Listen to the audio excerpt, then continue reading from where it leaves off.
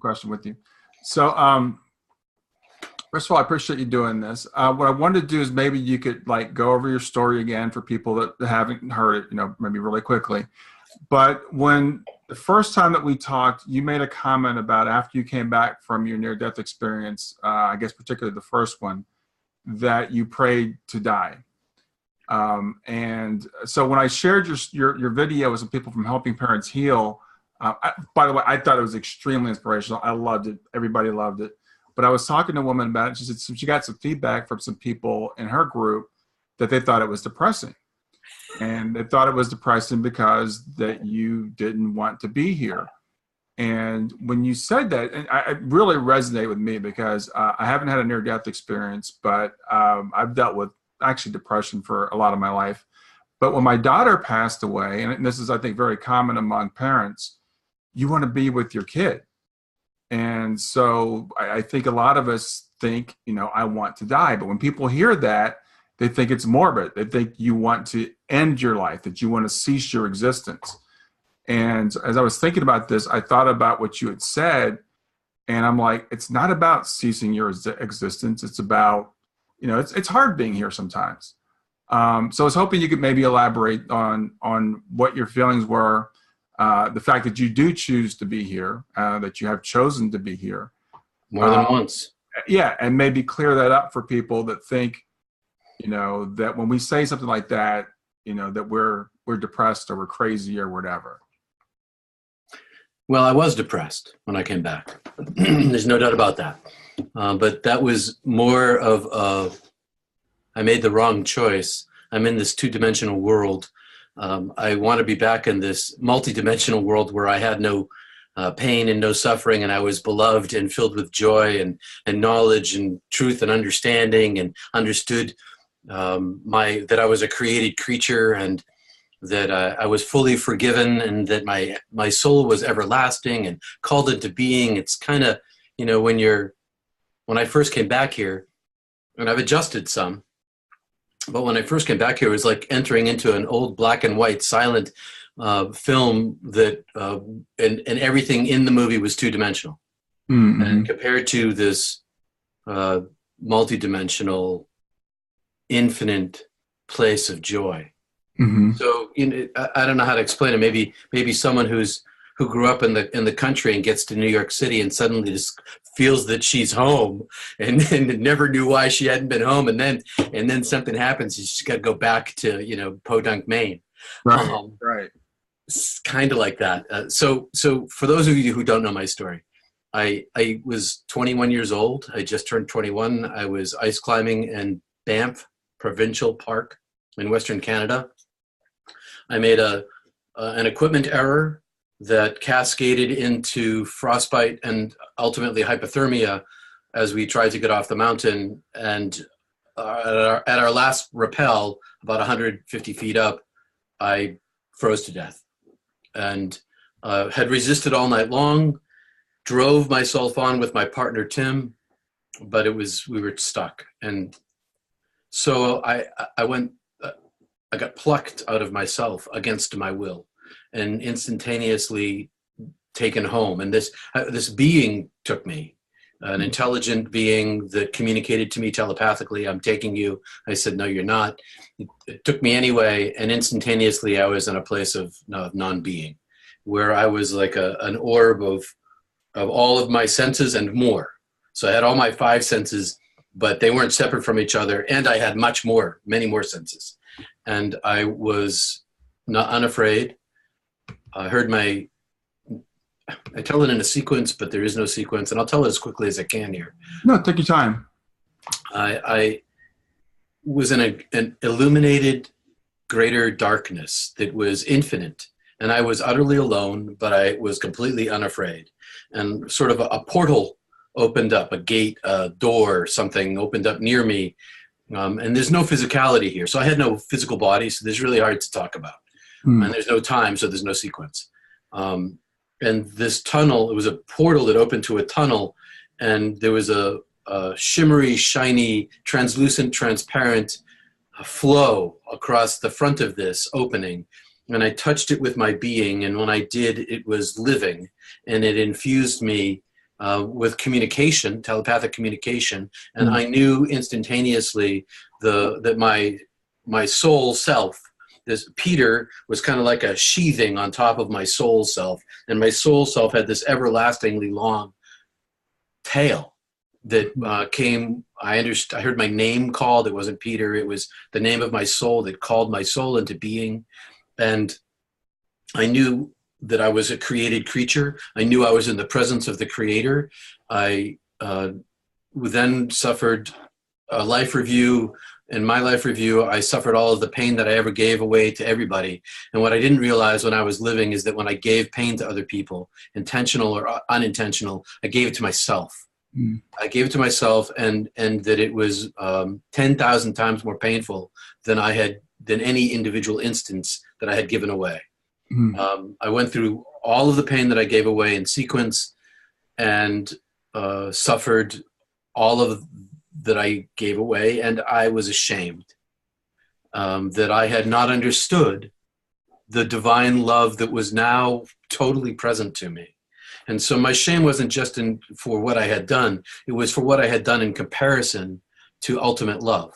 And this voice that had no sound and no gender was speaking, and I had no gender, by the way, either, even though I still recognized Peter, but I had no parts. So I had no gender. I had no brain and no biology, no DNA, none of that.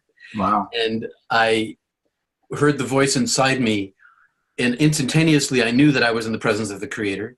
And I heard the voice saying, I love you, I made you. I've always known everything about you. There's nothing about you that's ever been hidden from me. And I love you as you are. I love you as I made you. And I forgive you. And this was repeated over and over until I finished going through this, what I now call hell, the fires of hell, or the divine fire of purgation, which is a language from Catherine of Genoa, who you may have come across. Anyway, I was utterly forgiven. And I was infilled with oneness, and that oneness was beauty and love, truth, knowledge, joy, understanding, awe, bliss, wholeness, healing, and the list is long. But they weren't these separate things; they were all one thing: light and love and beauty. And I telepathically said, "Am I dead?" And the voice said, "Yes, you're dead." I said, "Well, I can't die now." The voice said, "Why?" I said, as if God, as I reflect on this, as if God isn't omniscient, okay? Right. Why can't you come home now? And I said, because I want you to come home now. I said, well, my sister had vanished. She had run away. My mother had been broken by this. A 10-year nervous breakdown, terrible situation. And I couldn't take another child from them. It would utterly destroy them. And so in an instant of thought, I was swept across the universe, I don't really know. But suddenly I could see all of Earth live, like a live shot of all of Earth, but I could see it three-dimensionally, and I could see every single human being on Earth all at once. And everybody was doing their thing, sleeping or eating or, whatever they were doing. And they were all covered with the veil of blindness. And the voice said to me, in the way that I love you now know I have always loved you. I always have loved you. I love you now, and I always will love you with this love that was infinite, a septillion times greater than anything I've ever felt before or since, more than that. And because of my love, you now know that all will be well, was well, and is well because of my love, which is later I find out Teresa of Avila wrote similar words. And so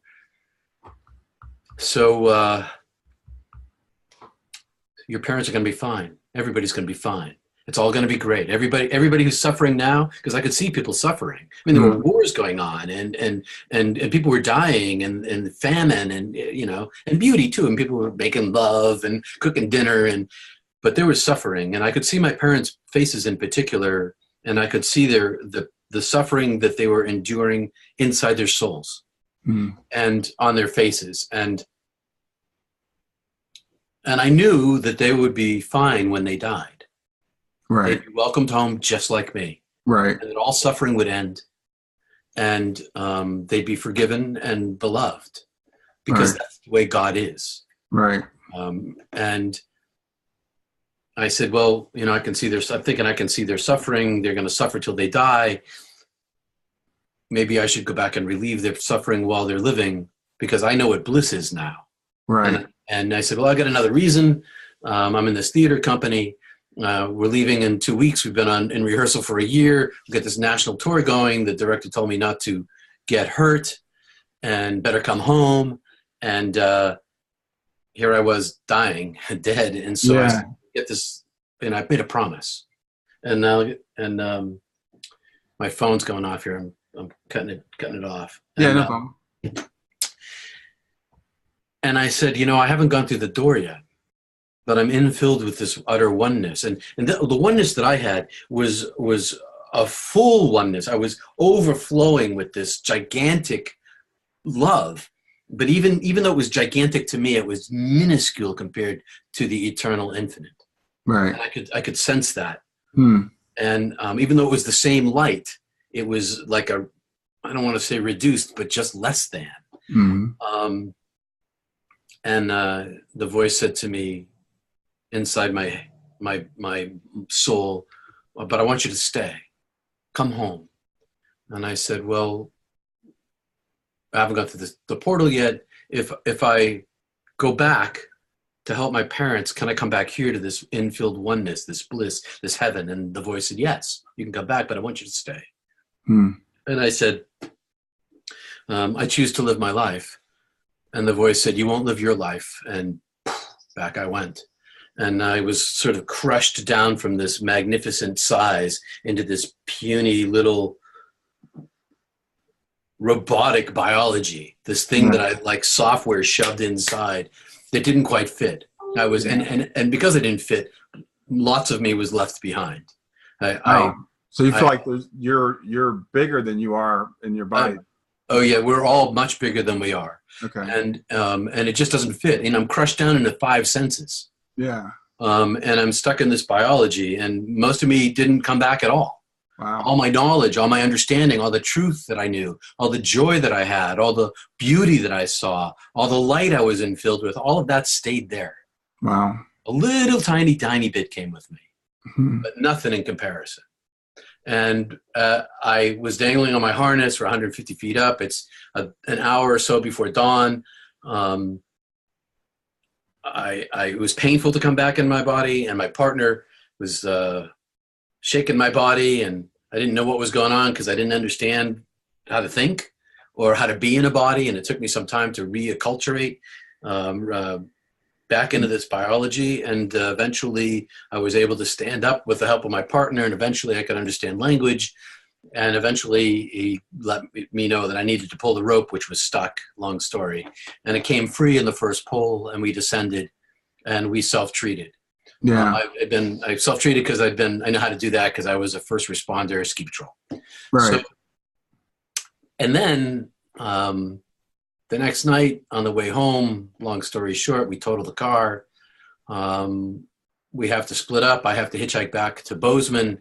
And on that morning, and of course I didn't tell Tim anything because he's an atheist, first of all. And second of all, I had no idea what had happened to me. I was completely confused. All I did was stay silent for the next, long time, actually, months. And I regretted coming back. And here we come to the point. Okay. I regretted coming back, but I'd been meditating for 3 or 4 years at that point. And I continued and deepened and changed my meditation practice. And I prayed 2 prayers. I prayed my prayer chant that I've been practicing from Eastern Orthodoxy. And I also began to pray, oh God, take me home. Mm-hmm. And that was my second prayer every day. Take me home. I'm sorry I came back. I want to go back to bliss. I want to go back to wholeness and healing. I want to go back to this infinite love. I want to go back to heaven where there is no pain and there's only love. And so I was depressed for a long time. Mm-hmm. I never got diagnosed because I never told anybody what was going on. I've been subsequently twice. Someone tried to smash my head in once as a minister, tried to kill me, and ended up with depression. And subsequently, I've had it another time after that. Mm-hmm. But The thing is that you've chosen to stay, and this happened how many years ago, Peter? that was 1980, and I came back with no fear of death, Right, and I chose to stay again in 2015 right. because I had a massive heart attack day after running 5K. I was fit and strong, but I got a genetic thing going on, and I live an hour and a half from a major hospital, and it Hmm. was summertime, and I live in Maine, and it's bumper to bumper on the weekend, and by the time I get to the halfway to the hospital, I died on the way. Mm. And the same angel of death that took me the first time came for me this time and invited me and welcomed me warmly. And I went very slowly. And I thought, I'm going really slowly. I should think about this for a minute, because as I was going, I remembered that my son had shown up at the urgent care center and had leaned in and squeezed my hand and looked me in the eye and said, "I love you, Dad." And I started thinking about him.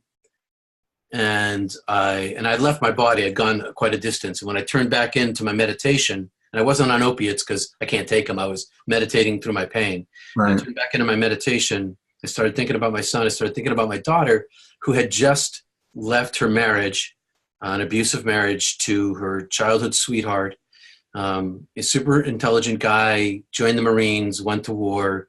Terrible things happened. He came back a broken man, and she had just left him with a baby and had no job and no home. Hmm. And so I thought, well, I can't leave my daughter to this man and my granddaughter who's just been born. Right. And so I decided to stay to help. Right. So I turned my eye back toward the angel of death, and it had receded and came rapidly down to me, welcoming warmly, "Come home, you can come home now." And I just turned away.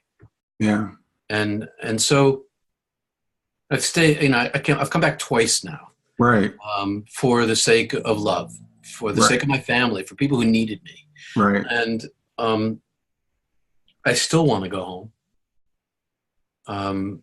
But I'm staying as long as I must, Right. in order to be the support that I need to be. My parents are in their late 80s now. I saw them over the weekend, live on Cape Cod, drove down, 5-hour drive down to see them, spent the weekend there. And they're getting on in age, and their days are ending at some Yeah. point. Yeah.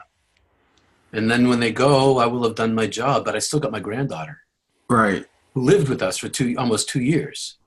And now I still have child care duties 4 nights a week, 4 hours, 2 hours a night. So I'm still wanting to be here for her.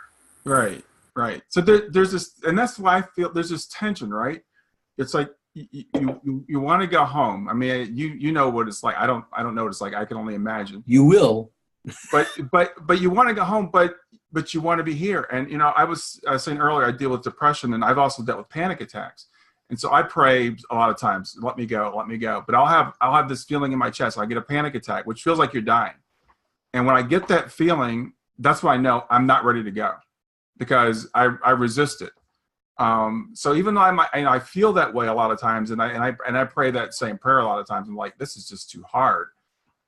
When it really comes down to it, I always choose to stay. I have another daughter. I have my wife. My parents are still here. I've got people that I got responsibilities to. But I think it's natural for people who have experienced what you've experienced, or people that have someone as close to them as a child on the other side, to feel that longing to go home. But it's a pull in two directions. It feels like you want to be both places, right? And you can't be both places. So you have to choose to be here and understand that you will be there, and that nothing can keep us separated from that. True. So I was like I said, I was struggling with this last week, and I was thinking about our conversation, and I was like, who can I talk to who's someone who will understand what I'm feeling? And I thought about you, so that's why I wanted to give you a call. I'm glad you did, Brian. I understand what it's like to have someone on the other side. I mean, I haven't lost a child, but I lost my sister. Yeah. Not quite the same thing, but still, Yeah. My grandmother and my grandparents on the other side, and friends. They're going to be there when you leave. Right. And they'll be there when I leave. Yeah. That love that binds me to them, to my sister in particular, leaves me feeling grief. And grief is this twin of love. And we feel it because we love, and we feel it in proportion to the amount we love. But love never ends. And so even though I'm wanting to go out to the other side, I don't want to leave here because it's hard. I want to leave here because it's better on the other side. Yeah. It's like, okay, why do I have to live in this place when I know I have a penthouse? Why do I have to live in the gutter when I know I have a penthouse? Right. You know, that reminds, because people think of when you say these things and think you're suicidal, they think you want to end it all, and it's not a matter of wanting to end it all. It's because you know what what home's like. I mean, for us, we're kind of struggling. Like I said, I'm starting to get a feeling, starting to remember, I guess, a little bit, but you know what it's like. So I think that makes it, you know, even harder to stay here, like you said, living in the gutter when you know you have a penthouse waiting for you. Yes, and I knew one of the things that I learned when I was in the other side is that as a created creature, I belong to the Creator. Mm-hmm. I didn't make my soul, my Peterness, and I didn't make my soul, and that's more important. I didn't create. I'm sorry. Hold on one second. No, that's cool. I had the same problem a few minutes ago. All right. Not only did I not create my Peterness, I didn't create the essence of my being, my soul itself. Mm-hmm. I'm a created creature. I can't take my own life because it don't belong to me. Yeah. I may want to do that at some points in my life. Yeah. But I'm prevented from doing that because I know to whom I belong and who made me. Yeah. So I do understand what it's like to be suicidal. I do. I also understand enough, having been a pastor for so long, that when someone completes suicide, they give all the pain that they've been having inside themselves to everybody who loves them. Right. Yeah. And so they get to go, and everybody else suffers. And right. that's kind of hell-like, you know. Yeah. Yeah. I can recognize why people who haven't seen what I've seen might think that it's depressing to hear me talk about death. But part of that is cultural. Part of that's because nobody talks about death in our culture. You know, we talk about people getting killed every night in the news, but we never talk about grief in the news. We never talk about what the family suffers in the news. We only talk about the action of killing, the action of death. Death itself is pretty taboo in our culture. And so, you know, it used to be true about domestic violence. That was taboo in our culture until like the 1970s. And now that it's not taboo in our culture anymore to talk about it, there's less of it. Right. So the more we talk about death, the less frightening it is, the more natural we see it, and the more we understand that no matter what happens, we're going home. Right. It's not today, it's not tomorrow, maybe not next week, but someday you're leaving. Right. Nobody sticks around. Right. And that's a greater blessing than anything else on this planet, I think. Yeah, and that totally shifts the perspective. And I was listening to some of this earlier today talking about a near-death experience. And I think the other thing is, you know, this life, when you're in it, it seems so long. Like, you know, at times it depends. It sure does. But it can seem so long. But when you're on the other side, you realize that it was only a minute. Yeah. True. So it's just keeping one step at a time, one day at a time, moving forward, and doing what we're here to do. And, you know, for yourself, I mean, you've done amazing things in the almost 40 years since you came back. Probably things you couldn't envision at that time. Oh, no idea. Yeah. The most important thing for me was to be able to begin to turn my inner eye back inside myself, to make that eye single, to reorientate my perspective from outside the world to inside myself, to see if I could re-access the place inside myself where, as Meister Eckhart said, the eye wherein I see God, God sees me. To seek the eye of God, to seek the light within, and that's the thing that has given me strength and courage in this life. to endure the length of it, but also it carves away the inner self and creates space for more light to come in, which brings more heaven here for me, so that I feel more stable here, but also leaks out around me. And the and others who are doing the same thing, we as a community bring more heaven here. Yeah. Even if it's only inside ourselves. And it's not the kind of thing that makes everything peaceful or heals everything or makes everything like a magic wand, but it provides the inner peace and the authenticity, the genuineness of relationship, the openness to love and hope, and gives solace to the brokenhearted. Yeah. It gives endurance to those who grieve. Yeah. It's a twisted thing, okay? I know that here's this divine love who could make all things well, like that, and yet doesn't for us. We're stuck here in this small, crushed-in space, and have to endure it until we get to go home. And it could be better here, but if it was purity and love, then it wouldn't be here. Right. It would be heaven. Yeah, I think it's like this for a purpose. I think there's a purpose for it. There's growth that comes from it. There's strength that comes from it. You have to have something to push back against, some resistance in order to get stronger. So I think there's a reason for it, and that to me helps to endure also. I think that like I said, I think it's by design. It didn't happen this way by accident. And we came here to do a mission. And it's helpful to talk to people that understand that, who feel like they're kind of on the same mission. And it's kind of nice to get a little glimpse to the other side. It gives you hope to know that our loved ones are still here, still with us, that we will see them again inevitably. So do what we need to do while we're here, and we don't know how long it's going to be. I mean, sometimes you look out and you think it might be decades, but we don't know. I mean, my daughter was 15 and, she was suddenly gone. So it could be, for me, it could be days, weeks, years, you don't know, but you just have to get by, day at a time. That's what you do. And in the meanwhile, you do what you're doing, Brian. You're helping other people through your own grief, because of your own grief. Yeah. And that's why I think, and that gives her passing purpose.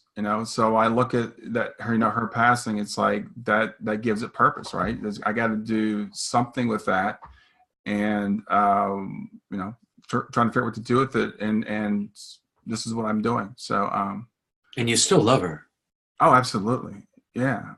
Do you feel her?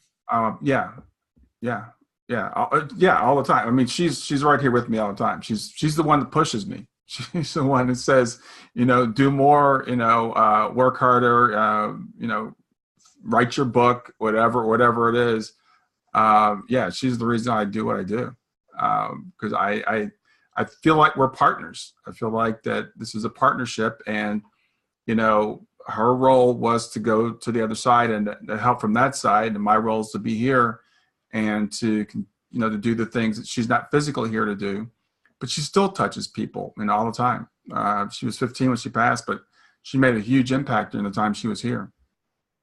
So my role, like I said, is kind of just keep expanding that. And helping Henry Nouwen, do you know that name?